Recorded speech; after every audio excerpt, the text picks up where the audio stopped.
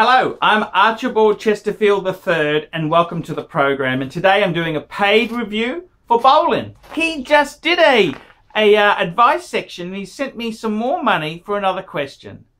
Dear Archie, loved your review and your audience seemed to like it too. That's asking about which Patek to go for.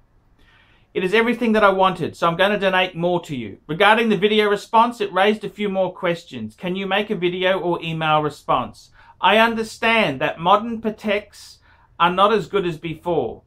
Reasons such as Lange is taking huge leaps. Patek making too many of them. New Stern in office, and they also dropped the price by 7% this year. So how old of a Patek is good value for money and maybe have potential appreciating chances?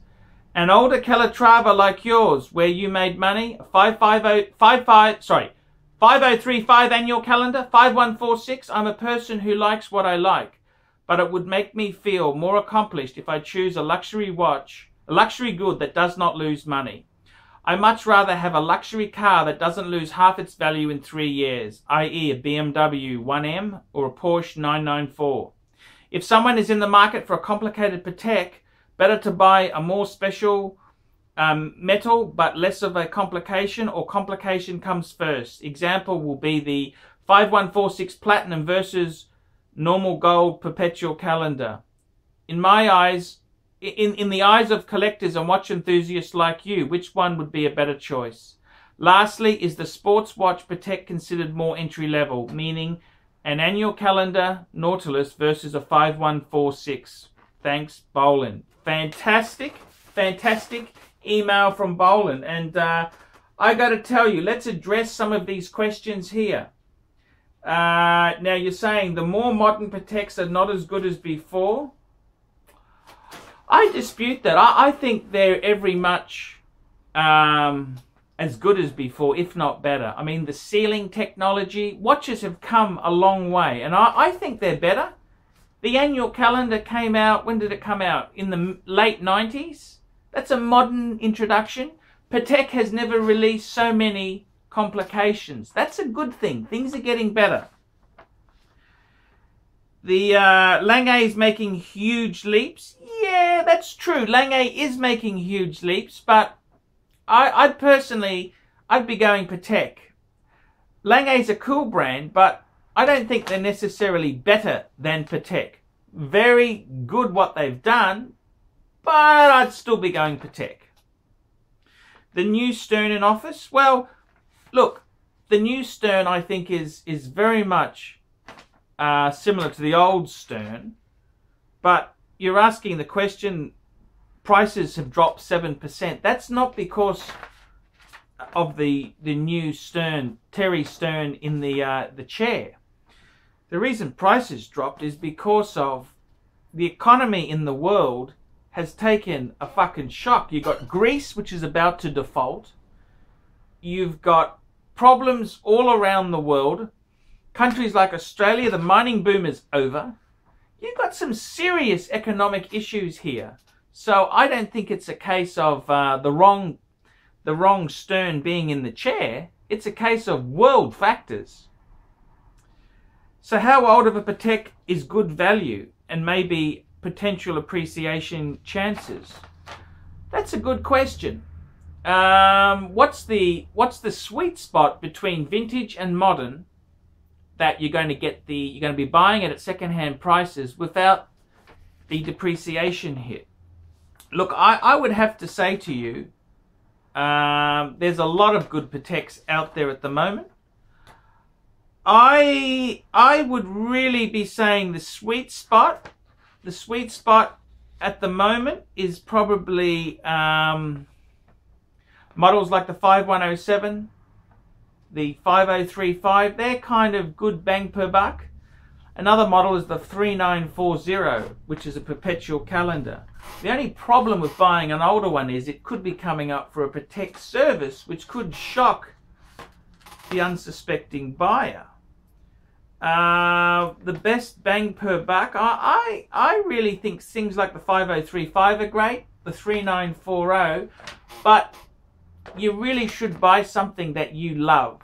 If you really love a certain model, That's more important than investment potential. I think the 5196 is a great model. I love that model. The 5127 is a great model. That's the Nautilus. Any Nautilus is cool. I think those are kind of cool watches, but you've got to buy something that you really, really love. As for luxury cars, my friend, my God, luxury cars depreciate horrendously. You can buy an old S-Class Mercedes-Benz. I was just talking to someone today, and then there was a beautiful, beautiful S-Class from the noughties. And I said, wow, you can get those for under 20 grand. The reason being, when the air suspension fucks up, when the computer fucks up, they are astronomical to repair. And that's why they are so cheap. It's not so much that they are cheap luxury. It's expensive poverty. And these things are, although they're very beautiful, would you really want to own one when the fucking suspension, the air suspension's gone in it? Horrendously expensive. So luxury cars, ooh, they take a bath. They really take a bath. So I don't know if that's such a great example. I would say, look, the sweet spot there, you're probably looking at buying on the pre-owned market. 10-year-old piece, I reckon that's sort of the sweet spot.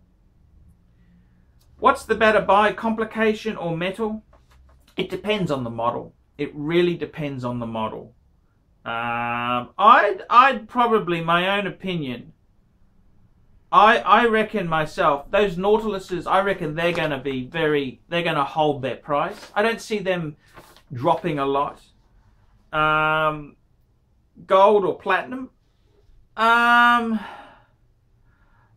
they're all, it depends on the model personally. Generally speaking, what's affecting the price more is the size of it. The 3940, which is a perpetual calendar 36mm, it's fallen in price because it's considered a wee bit small. So I think that's a potential bargain spot, but it could also go the other way. Would you prefer an annual calendar Nautilus or a 5146? Ooh. The funny thing is they're using similar movements. They're using the 324 movement. Not much difference there. Is the sports Patek considered more entry level? No, definitely not. I mean, I don't think entry level Patek, what an oxymoron. I mean, the entry level Patek, in my opinion, would be something like a 5119, 5196. But they're so cool. What's wrong with that as a watch? I think they're fantastic. It's like, what's an entry level Rolls Royce? They're brilliant. There is no cheap, affordable roller. They're fucking expensive. Same with Patek. So I don't see any cheap, affordable Patek Philippe's. They're you're looking at the wrong brand for affordable Pateks. That's just not what I'd say there. And the Aquanaut, the Nautilus, they're every bit as good as the Calatrava line. Different horses for courses. And funnily enough, I mean, the way I look at it is a steel Patek on a steel bracelet is roughly the same as a gold head on a leather strap with a gold buckle.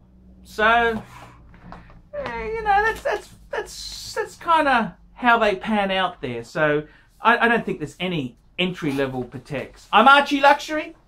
Tell me what you fuckers think of that.